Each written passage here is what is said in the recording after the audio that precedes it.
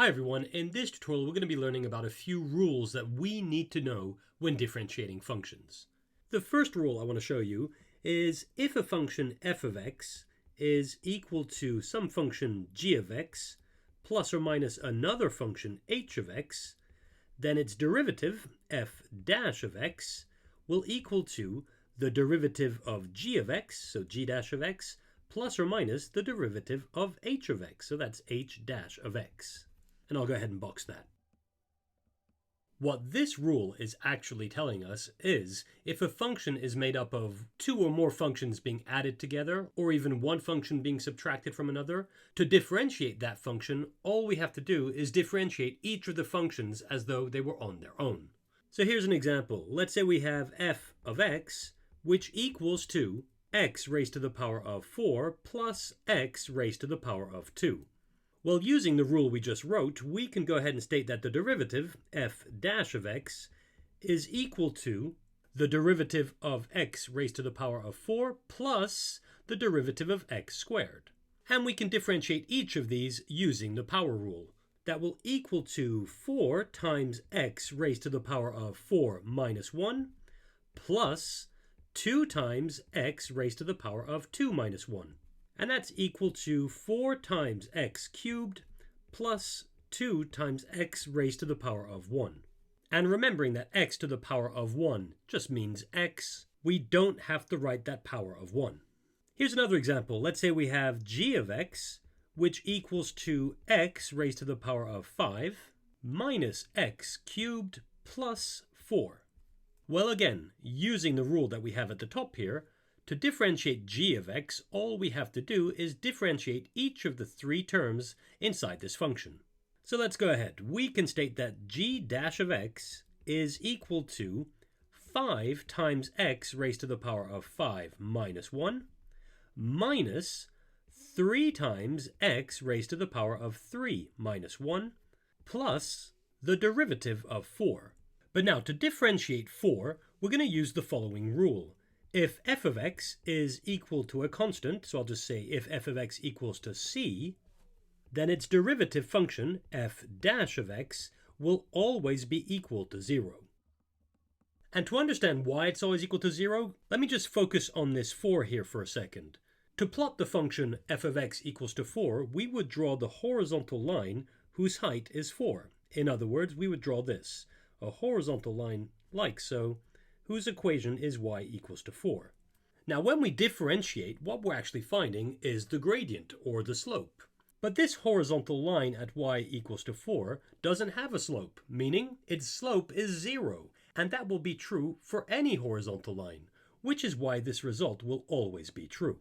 So with that in mind, we can go back to g dash of x and complete the line by saying plus 0.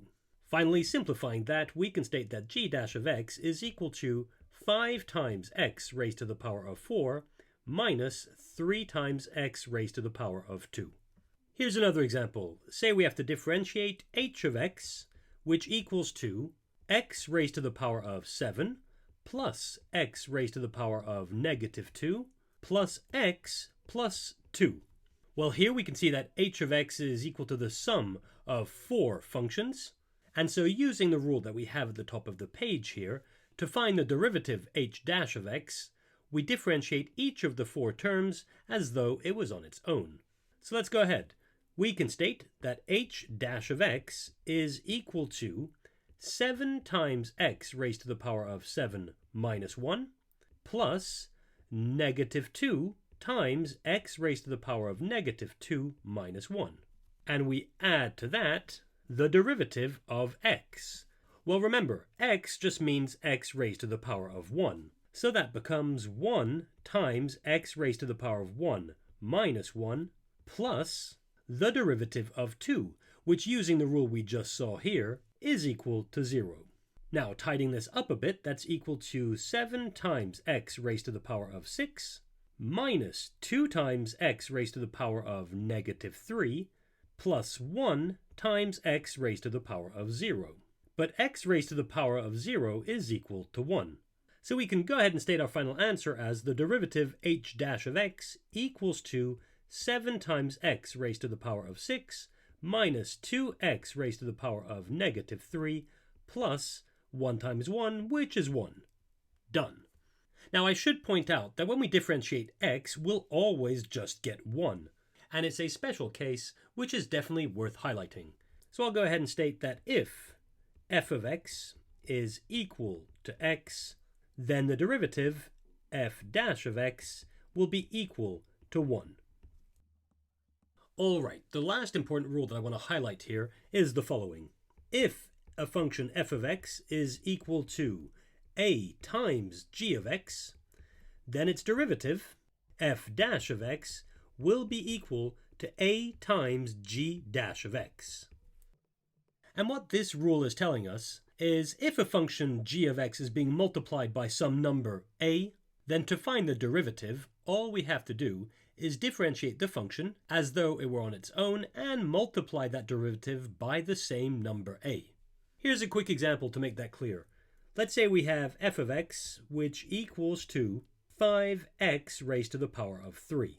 Then its derivative, f dash of x, will be equal to 5 times the derivative of x raised to the power of 3, which, using the power rule, we can state is 3 times x raised to the power of 3 minus 1.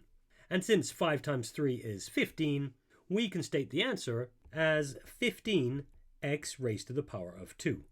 Here's another example. Let's say g of x equals to 3x raised to the power of 4 minus 5x squared plus 7. Then we find the derivative, g dash of x, as follows. Using the rule we have at the top, we're going to differentiate each of the terms we have here as though it were on its own. And for 3x to the power of 4, we can see that we have x to the power of 4, which is being multiplied by 3, so we use the second rule that we have here. And we go ahead and state that that's equal to 3 times the derivative of x to the power of 4, which is 4 times x raised to the power of 4 minus 1, minus the derivative of 5x squared. And that's equal to 5 times the derivative of x squared, so that's 5 times 2 times x raised to the power of 2 minus 1. Finally, we add to that the derivative of 7, which we know from the rule we saw up here, is equal to 0. Simplifying this, that turns into 3 times 4, which is 12x raised to the power of 3, minus 5 times 2, which is 10, times x raised to the power of 1. And we don't bother writing this plus 0 at the end. Finally, using the fact that x to the power of 1 is just x, we can erase this power of 1 to state our final answer. And there we have it. We now know a few more rules for differentiating functions.